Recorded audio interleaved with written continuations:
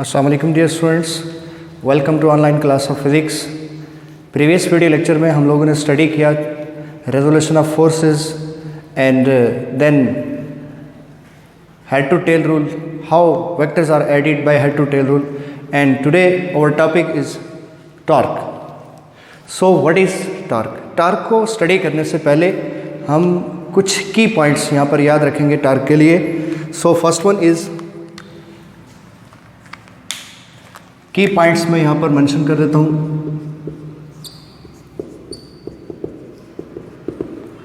सबसे पहला point torque में that is definition.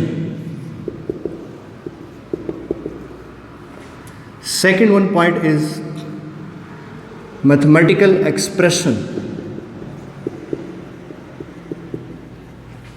And third one point is example of torque and fourth one point is rigid body को हम यहाँ पर स्टडी करेंगे कि what is meant by rigid body, and then dependence of torque। dependence of torque किन चीज़ों पे depend करता है?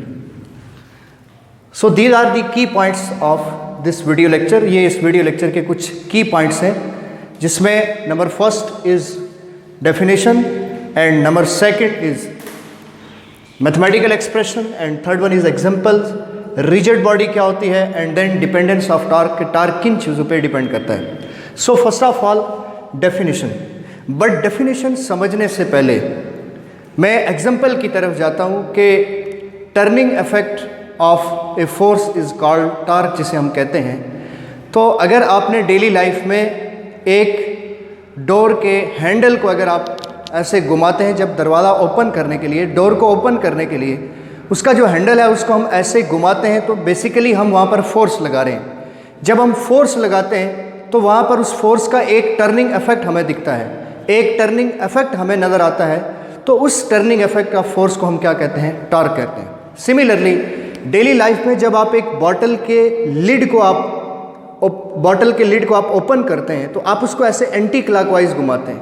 सिमिलरली अगर आप बॉटल के लिड को आपने टाइट करना है तो उस लिड को टाइट करने के लिए आप उसको क्लॉकवाइज घुमा देते हैं। सिमिलरली हमारे घर में एक वाटर टैप जो है, पानी का जो नल है, उसको हम ऐसे घुमाते हैं clockwise anti clockwise.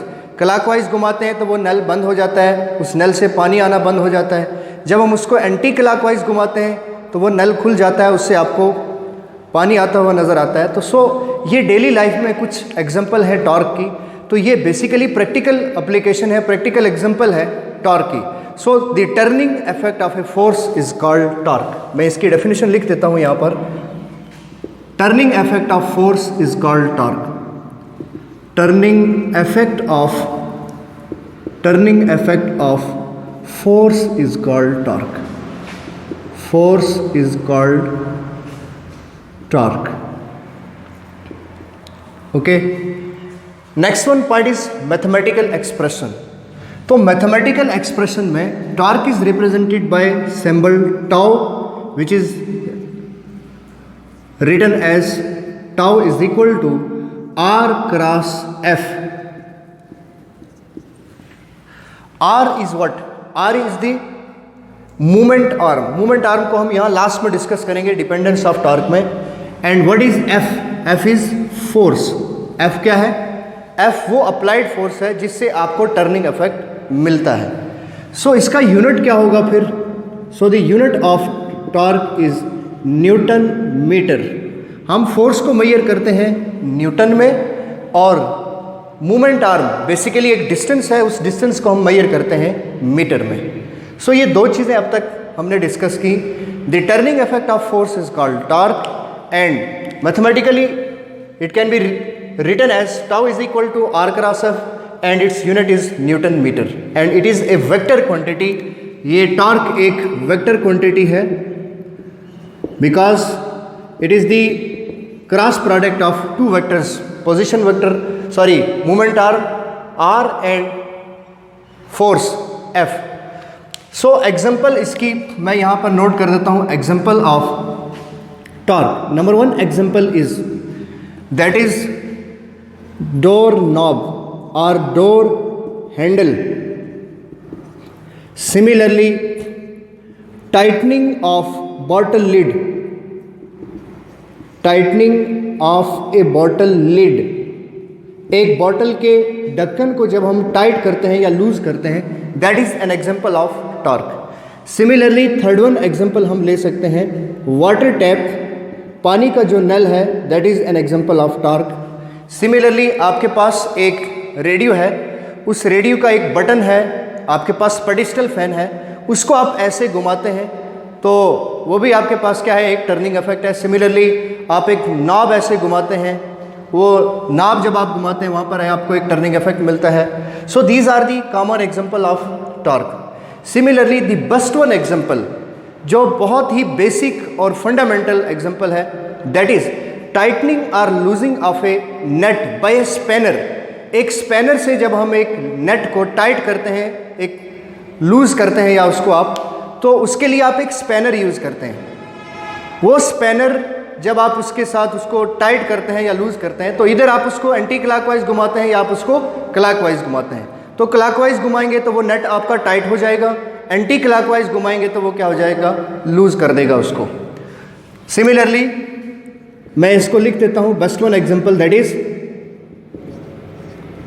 Tightening of a nut by a spanner, by a spanner.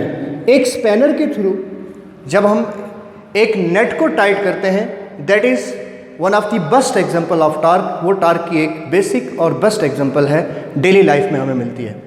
So next one is rigid body. ये जो आप ले रहे हैं नेट को, ये बेसिकली एक रिजिड बॉडी है. What is rigid body?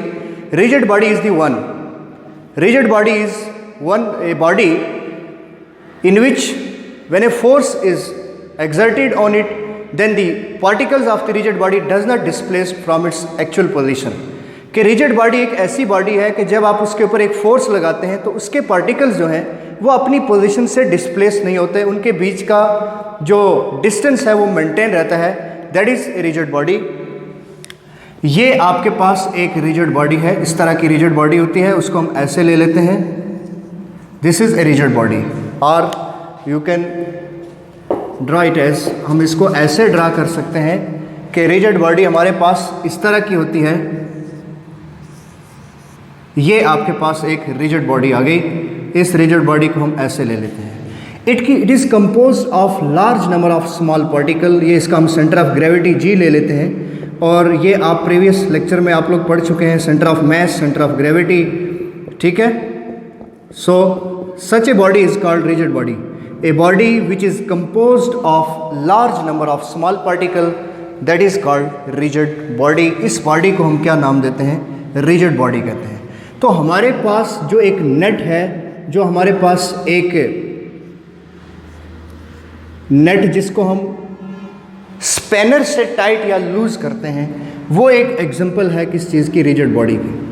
अब इस स्पैनर को टाइट या लूज करने के लिए ये जो इसका पॉइंट है, इस पॉइंट को हम कहते हैं, इस लाइन को हम कहते हैं, this line is known as axis of rotation. इस लाइन को हम क्या कहते हैं? Axis of rotation. और इस बॉडी के ऊपर आप एक स्पैनर के थ्रू आप इसके ऊपर जब फोर्स लगाते हैं, तो जिस पॉइंट से आप फोर्स लगाते हैं उसको हम कहते हैं पॉइंट ऑफ अप्लाइड फोर्स, कि यहाँ से आप इसके ऊपर एक अप्लाइड फोर्स लगा रहे हैं. अब इस अप्लाइड फोर्स के पॉइंट और इस एक्सिस ऑफ रोटेशन के बीच का जो डिस्टेंस है, that is called moment arm. इसको हम क्या कहते हैं? मोमेंट आर्म कहते हैं. क्लियर? अब हम लास्ट वन पॉइंट की तरफ आते हैं, that is very important, that is dependence of torque. कि टॉर्क क्या है? तो टॉर्क को स्टडी करने के लिए, टॉर्क को समझने के लिए, टॉर्क की डिपेंडेंस को समझने के लिए हम दो पॉइंट्स लेते हैं. इसके दो फैक्टर हैं. Torque depend upon two factor. Torque दो चीज़ों पर डिपेंड करता है, और वो कौन से दो इंपॉर्टेंट फैक्टर हैं? मैं इस चीज़ को यहाँ पर रेज कर देता हूँ, आप उसको यहाँ पर समझिए. Torque depend upon two factor. Number first one is magnitude of applied force. Dependence of torque मैं यहाँ लिख देता हूँ, dependence of torque,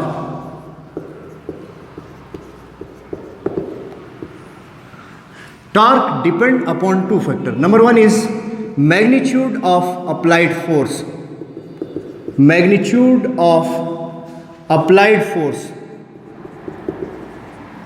magnitude of applied force. पहले हम इसको समझते हैं. दूसरा हमारा जो फैक्टर है that is distance of movement arm, और सिंपल हम लिख देते हैं movement arm, movement arm. So first one, magnitude of applied force, कि फोर्स कम ज़्यादा अप्लाई करने से, फोर्स का मैग्नीट्यूड आप कम रखेंगे ज़्यादा रखेंगे, टर्निंग इफेक्ट कैसा होगा. तो टार्क डिपेंड करता है मैग्नीट्यूड ऑफ अप्लाइड फोर्स पर और मूवमेंट ऑफ आर्म पर. सो हमारे पास ये एक नेट है, इस नेट को मैंने एक स्पैनर से टाइट करना है, या मैं इस स्पैनर को लूज करूंगा, इस नेट को एक स्पैनर से.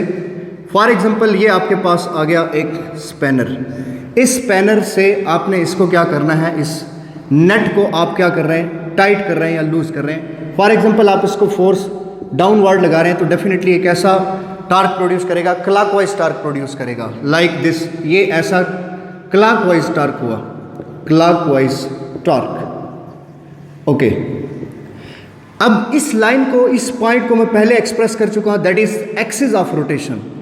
Axis of rotation, axis of rotation वो लाइन है जिस लाइन के अराउंड इस रिजिड बॉडी का हर पार्टिकल क्या करता है, रोटेट करता है. फॉर एग्जांपल ये आपके पास एक रिजिड बॉडी है, ऐसे ही मैं अगर इसको कहता हूं कि ये नेट भी आपका एक रिजिड बॉडी है, ये इसका एक्सिस ऑफ रोटेशन है.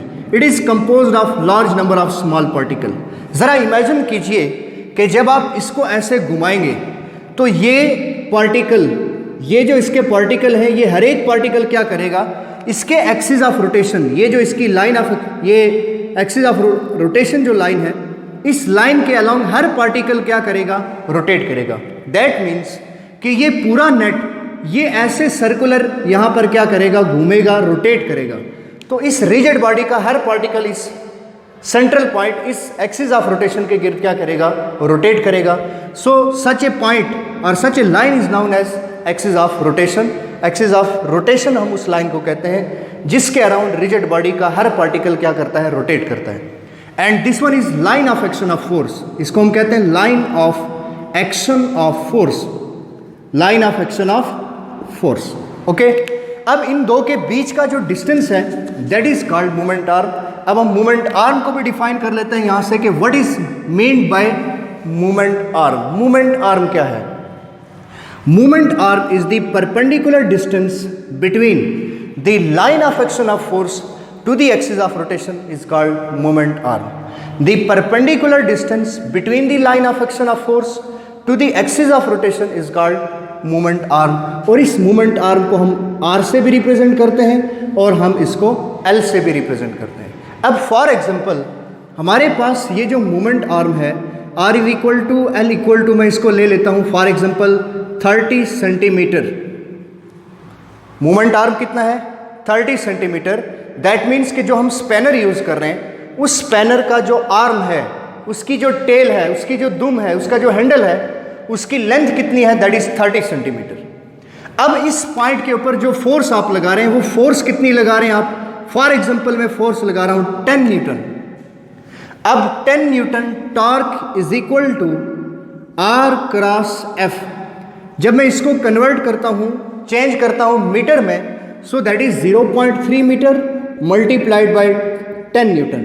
सो आपके पास एक यहाँ पर रिजल्ट आ जाएगा न्यूटन मीटर में, इसको हम ऐसे लिख देते हैं. ठीक, अब ये आपके पास आ गया 0.3 मीटर. अब हम वही स्पैनर यूज़ करते हैं, स्पैनर नहीं बदलेंगे हम, स्पैनर वही उठाते हैं जिसका मूवमेंट आर्म कितना है, 30 सेंटीमीटर. पर अब अप्लाइड फोर्स को आप क्या कर देते हैं, डबल कर देते हैं. फॉर एग्जाम्पल ये आपके पास 13 न्यूटन मीटर, फॉर एग्जांपल ये आपके पास रिजल्ट आ गया टॉर्क का 13 न्यूटन मीटर. मैं सेम वही स्पैनर यूज़ कर रहा हूँ, उसी स्पैनर को यूज़ कर रहा हूँ और वैसा ही मैं एक नट यूज़ कर रहा हूँ जिसको आपने उस स्पैनर से टाइट करना है। इसकी लेंथ मैं चेंज नहीं कर रहा, that is again L is equal to R is equal to 30 centimetre. पर पहले एक बच्चा उसके ऊपर फोर्स लगा रहा था और उसके पास कितनी ताकत थी, कितनी फोर्स थी, वो कितनी फोर्स लगा रहा था, दैट इज 10 न्यूटन। अब फॉर एग्जांपल मैं एक और बच्चे को, एक और स्टूडेंट को उठाता हूँ, या मैं खुद इस स्पैनर से क्या कर रहा हूँ, इस नेट को टाइट कर रहा हूँ, तो मैं इसके ऊपर फोर्स लगा रहा हूँ, फॉर एग्जांपल मैं इसके ऊपर फोर्स लगा रहा हूँ 20 न्यूटन। मैंने फोर्स को डबल कर दिया। अगर आप डबल नहीं भी करते, आप इसको 12 न्यूटन रखते हैं, 10 के बजाय आप यहाँ 12 ले लेते हैं, 15 ले लेते हैं, 18 ले लेते हैं, देन रिजल्ट कैसा होगा? Torque is equal to R cross F, again 0.3 metre multiplied by 20 newton. जब ये 20 हुआ और ये 0.3 एज इट इज सेम है, इसलिए कि हम अभी इसको स्टडी कर रहे हैं कि इफेक्ट ऑफ फोर्स हम देख रहे हैं कि फोर्स का क्या इफेक्ट होता है, फोर्स के ऊपर कैसे डिपेंड करता है। तो हमने जब फोर्स को 10 न्यूटन रखा तो रिजल्ट हमें मिला, सपोज 13 न्यूटन मीटर टॉर्क मिला हमें। कितनी लेंथ का मूवमेंट आर्म था उसका, that is 30 centimetre, 0.3 metre, 13 newton. और अब आपको रिजल्ट मिल रहा है फॉर एग्जांपल 26 न्यूटन मीटर, आपको रिजल्ट मिला, डबल टॉर्क आपको मिला उससे 2 टाइम ग्रेटर। अगर आप इसको 20 के बजाय 15 लिख देते हैं तो दैट मीन्स कि आपको राउंड अबाउट 20 इतना आपको मिलता है मूवमेंट आर्म, 22 न्यूटन, और यहाँ आपको मिला 13 newton, which means that by increasing the applied force के मैग्नीट्यूड को बढ़ाने से the turning effect of force also increases. 2 factor हमने डिस्कस किए, पहला factor magnitude of applied force और दूसरा फैक्टर हमारा है movement arm. So what happen to the torque when the applied force increases? Your answer is very simple कि by increasing the magnitude of applied force the turning effect also increases और the torque will be increases, and bye maintaining the movement arm constant, movement arm को constant रखते हुए force को increase करेंगे तो आपको torque कैसा मिलेगा? मैक्सिमम मिलेगा या इंक्रीज होता हुआ नजर आएगा।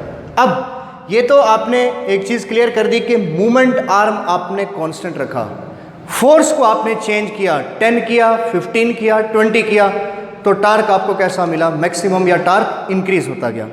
अब हम मूवमेंट आर्म को बढ़ाएंगे और फोर्स को हम कांस्टेंट रखेंगे।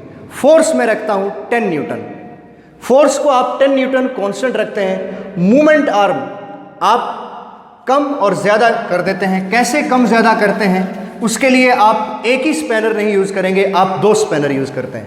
ये हमारे पास आ गया इफेक्ट ऑफ मूवमेंट आर्म। इसको हम देखते हैं इफेक्ट ऑफ मूवमेंट आर्म के मूवमेंट आर्म का क्या इफेक्ट होगा उस पर। सो ये आपके पास एक नेट है, जिस नेट को आपने टाइट करना है। किससे टाइट करना है? आपने स्पैनर से टाइट करना है। ओके, ये आपके पास एक स्पैनर है, इस स्पैनर की लेंथ में ले रहा हूँ, अगेन इसकी लेंथ में ले रहा हूँ फॉर एग्जांपल 30 सेंटीमीटर। फिर से ये 30 सेंटीमीटर, ये फोर्स हम यहाँ रखेंगे F is equal to 10 newton. This is line of action of force, और this is sorry axis of rotation, line of action of force. R is equal to 30 centimetre. Now torque is equal to 0.3 multiplied by 10 newton, answer is again 13 newton metre. So ये आपके पास torque आ गया उसी force से।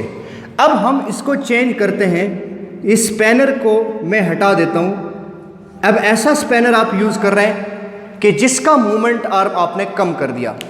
पहले आप ऐसा spanner use कर रहे थे कि जिसका मूवमेंट आर्म कितना था? 30 सेंटीमीटर। अब हम एक ऐसा स्पैनर यूज़ करेंगे जिसका मूवमेंट आर्म लेस हो, जिसका मूवमेंट आर्म कम हो। फॉर एग्जांपल इसके कंपैरिजन में ये जो आप ले रहे हैं, ये आपके पास मूवमेंट आर्म, इस स्पैनर का मूवमेंट आर्म है 10 सेंटीमीटर, ये 30 सेंटीमीटर मूवमेंट आर्म का स्पैनर और ये 10 सेंटीमीटर मूवमेंट आर्म का स्पैनर। अगेन फोर्स हम वही लगा रहे हैं 10 न्यूटन। यहाँ पहले आपने मूवमेंट आर्म कांस्टेंट रखा 30 सेंटीमीटर, 30 सेंटीमीटर, फोर्स को बदला 10 न्यूटन, 20 न्यूटन और 15 न्यूटन।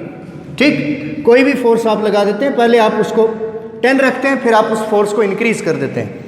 यहाँ आपने 30 सेंटीमीटर रखा मूवमेंट आर्म, अब कितना रख रहे हैं हम? 10 सेंटीमीटर।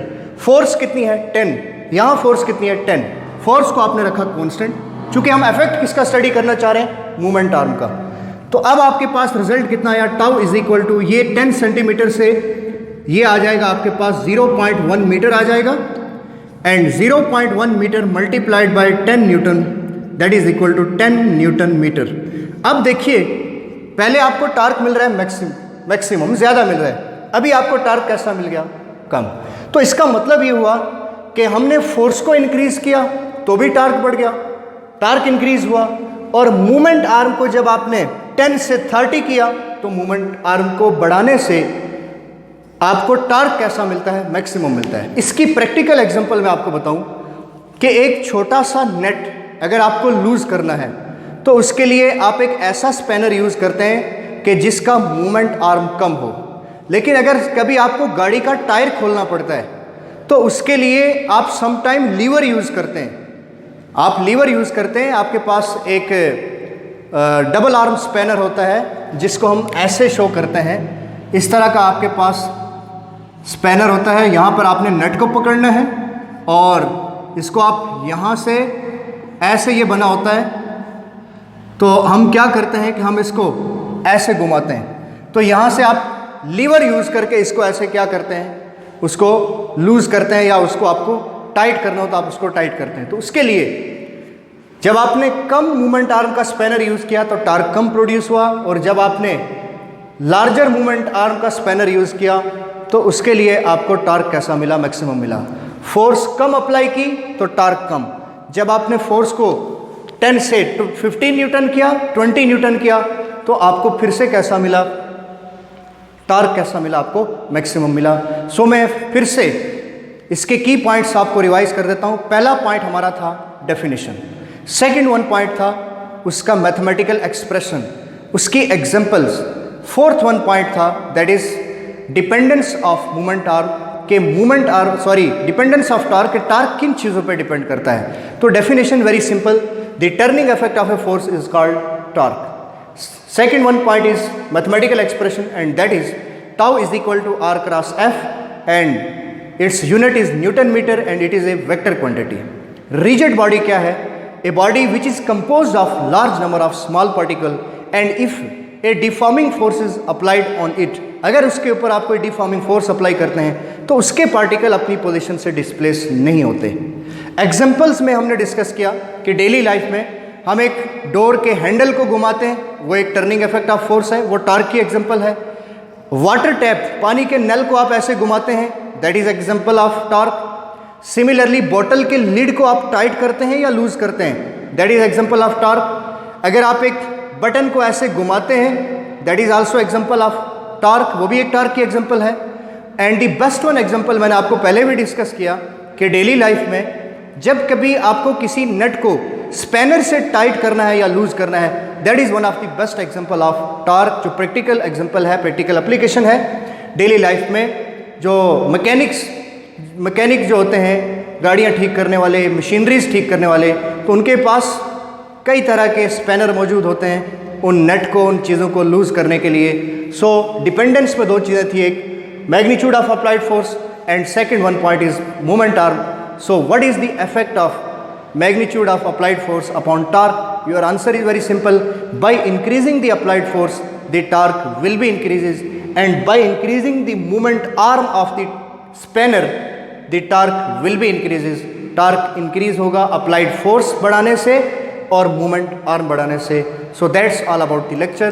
Next video lecture में हम study करेंगे couple को, कि how couple is produced, how couple is formed, couple कैसे बनता है, कपल किसे कहते हैं। सो तब तक अपना बहुत सारा ख्याल रखिएगा। अल्लाह हाफिज़, थैंक यू।